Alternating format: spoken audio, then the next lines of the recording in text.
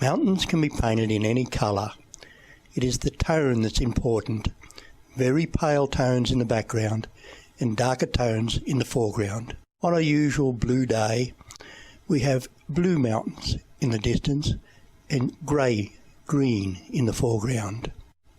I like to paint my mountains using cobalt blue.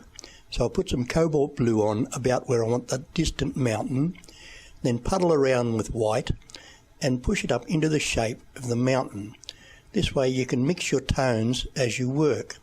You want a very pale tone for the distant mountain, so if you add white to it as you go along, you can add the white to the bottom of the mountain and then move it up into the mountain, ensuring that the top ridge line is darker than the body of the mountain. Then as you move forward, add a little bit of crimson. You can puddle this around in the bottom of the mountain and move it up into the mountains. As your mountains come towards you, they get darker and darker. But, of course, not too dark. We'll save the very darks for the foreground mountains and the trees in front of them. You can practice this by making your mountains up as you're going along. I'm painting Mount Warning here. That's quite a strange looking mountain. You might have a favourite mountain and want to follow the shape of it. But when you're painting mountains, try to keep pleasant curves. Now we have our distant mountains finished and our foreground mountain blocked in. We need to add the sunlight to the foreground mountain.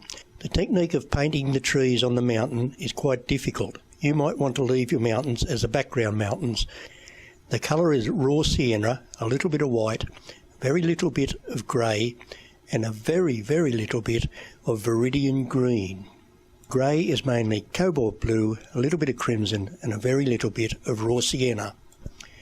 I like to use a size 12 round hog bristle brush, which I saturate with paint to make it like putty, and I load it with a little bit of grey on one side and the other side with the green that we've mixed.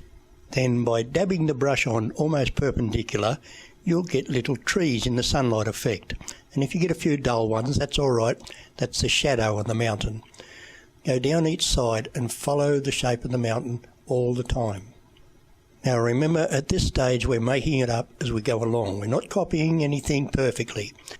Always work from the top of the mountain down the mountain towards you, and as you come forward your trees can become bigger and your brush strokes a bit more forceful.